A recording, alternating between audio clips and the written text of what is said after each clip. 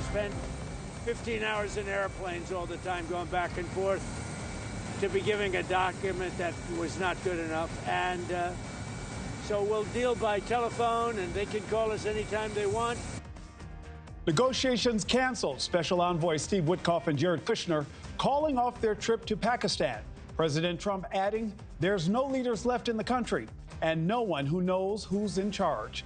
This coming shortly after Iran's foreign minister left Pakistan before his American counterparts could even arrive. All of this unfolding as the U.S. sends the George H.W. Bush aircraft carrier to the region. This is the first time 3 American carriers have been deployed to the area at the same time since the war with Iraq and Afghanistan.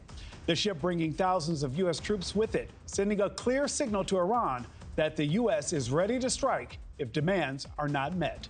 Plus, a live look at Oklahoma, the rural city of Enid devastated by tornadoes. At least 40 homes damaged by violent winds, which at times reached up to 170 miles per hour. Multiple homes leveled with the threat of more severe storms still on the way. And we're also live on the ground in Georgia, where deadly wildfires are ripping through the state, extending all the way to Florida.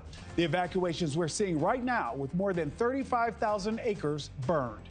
And President Trump on his way back to D.C., set to attend the White House Correspondents' Dinner for the first time since 2015, weeks before he launched his first presidential campaign. Insiders saying excitement is through the roof for the sold-out event. Thank you so much for joining us this afternoon. I'm Nick Smith. President Trump set to attend the White House Correspondents' Dinner tonight, his first time as president. The event is known to feature comedic roast, but this year it will feature a mentalist attempting to read the president's mind. It comes as global tensions rise, with the Iran war driving up gas prices and rattling Wall Street. Meanwhile, diplomacy is unraveling, with Iran leaving Pakistan before talks could get underway, and President Trump calling off the trip for Envoy Steve Witkoff and Jared Kushner.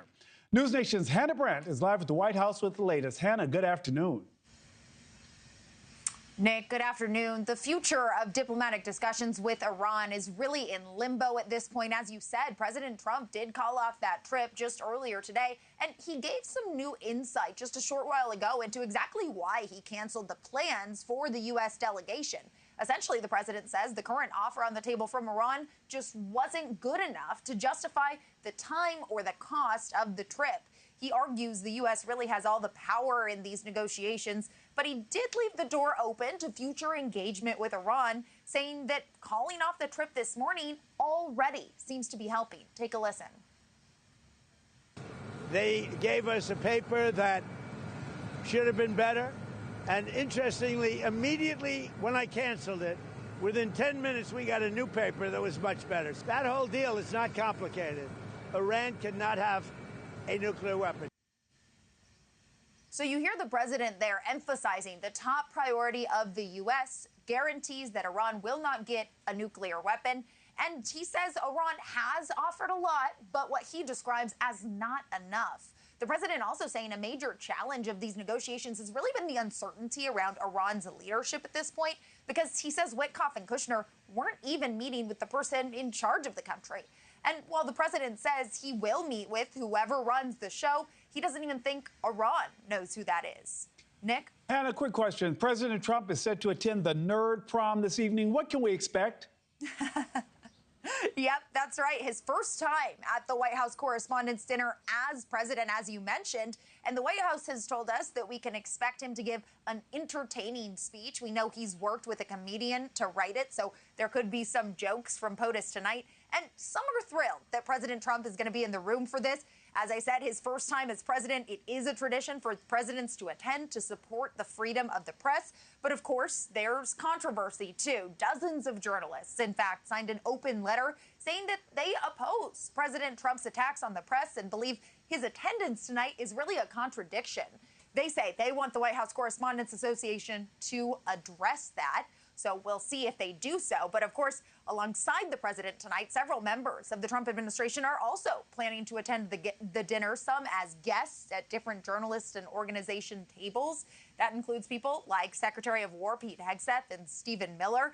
Those are people who, of course, have a very adversarial relationship with journalists. And we know the Trump administration is involved in, has been involved in several lawsuits with many of the journalists who will be in that room tonight. Nick? It will be interesting for sure. Hannah Brandt, live at the White House. Hannah, thank you so much.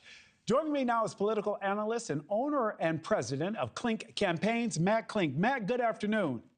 Hi, Nick. Matt, let's just jump right in there. What do you make of President Trump's sudden cancellation to send Steve Witkoff and Jared Kushner for peace talks? I think there are two observations here. I think one is that Iran is being Iran, is that they are slippery, to say the least, when it comes to negotiations, not only with America, but just in general. And two, I think that Donald Trump is right, is he doesn't know if the people that we're meeting with ultimately have the ability to make a decision, because the power structure in Iran is in a state of flux right now. In a state of flux, but Matt, it seems as though there is still a power structure. Talk to us about that, because Matt, it seems as though, even though the top commanders like President Trump has said have been wiped out, there seems to be a struggle with still trying to find a way to figure out who's in charge.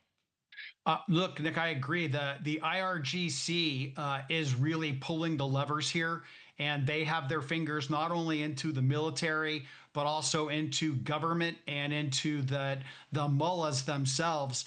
They're the ones that are really driving this, and I think that they will be looking for assurances that their ability to continue to control Iran, should a deal be struck, is paramount for them. So for their deal is all about self-preservation. So whether that deal can be struck and it's one that Trump agrees to, meaning getting rid of their ability to launch or to create nuclear material, ending their ballistic missile threat and cutting down on terrorism, if they can agree to that and still hold power, I think a deal will probably occur. And Matt, it almost seems as though they're trying to hold water in your hands and it's slipping through, that it's hard to get in control of this. And it's important that we point out that this, like you said, is the IRG and the mullahs and not all Iranians, that there is a clear distinction between it. Matt, former National Security Advisor and U.S. Ambassador to the United Nations, John Bolton, told our Blake Berman on the Hill that the previous round of talks weren't properly handled. Let's take a listen and chat on the other side.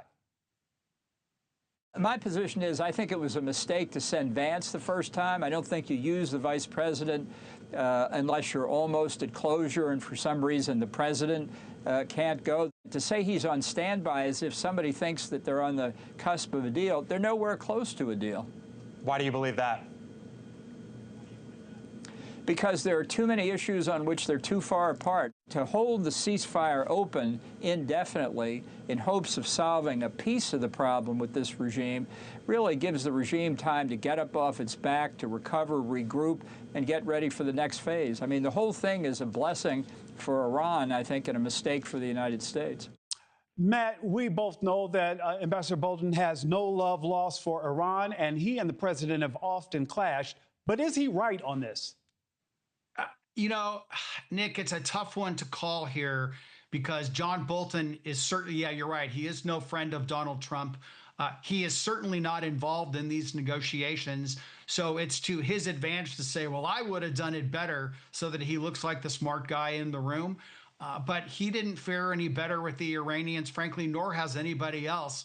So it's easy to cast stones. Donald Trump is in the swirl right now, and either he's going to get the deal cut or he's not. Whether or not it's going well, right now, nobody knows. I mean, and that's the frustrating part. Domestic politics want American soldiers out of this conflict. The Democrats have never supported it. So it's really easy to poke holes in what the president is doing, but he's the first one that has actually taken aggressive military action to bring Iran back to the table in a much weaker position. And Matt, I have less than a minute left, but I've got to switch to gas prices here because they remain above $4 on average amid the Strait of Hormuz blockade, with really no clear timeline on when those prices could fall. What Senate Minority Chuck Leader Schumer said about that this week. Listen. Now, Americans want one thing now: relief. That's what Americans want right now. Lower gas, lower groceries, lower electric bills, lower costs for housing, lower costs for health care, lower costs for child care. Unfortunately, Republicans seem to have a different priority. Matt, I'm sorry there. Senator Schumer is not necessarily the most energetic speaker, but what can Republicans do to prove right now that they're still looking out for Americans in their pocketbooks? The only thing that's going to prove to the American people that the Republicans are doing what they said they were going to do in the 2024 election is to have gas prices actually come down.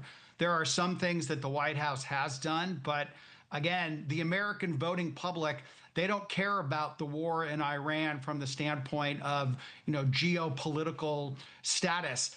They want lower gas prices. They want lower grocery prices. They want lower energy prices. And however the White House needs to make that happen, they need to make it happen before the November elections, or the voters will wreak havoc on the Republican rule in Washington. So they need to get serious about this, and now is the time to do it. Matt, why is that a surprise every time the election season rolls around? Like, wait a minute, gas prices are a thing? It seems like these elected leaders forget that every time. Matt Klink, thank you so much, sir. Thank you, sir. Have a good one. You too. Palestinians holding their first municipal elections in more than 2 decades. 70,000 Palestinians are eligible to vote in Gaza's Deir el-Balah. Officials say the vote is a pilot and largely symbolic.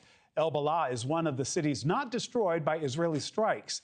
Almost 1 million registered voters in the occupied West Bank are also voting in elections to determine local councils that will manage water, roads, and electricity.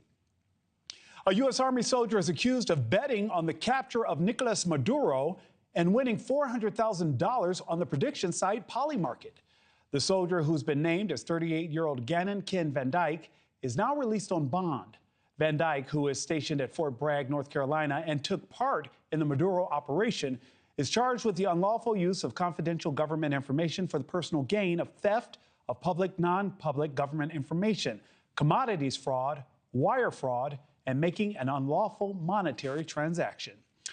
And today marks 1 year since the death of Virginia Giuffre. She was one of the first women to publicly detail her experiences with Jeffrey Epstein and Ghislaine Maxwell and call for criminal charges against them. She was seen in a photo with former Prince Andrew and alleged she was trafficked to him and others for sex. More than a dozen Epstein survivors are expected to gather in Washington this weekend to honor the anniversary of Giuffre's passing.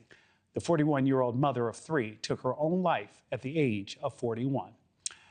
And this, take a look at these pictures. This is really, really something to see. This is Enid, Oklahoma, where residents are picking up the pieces after violent tornadoes ripped through the state, with more severe weather on its way. Stay with us.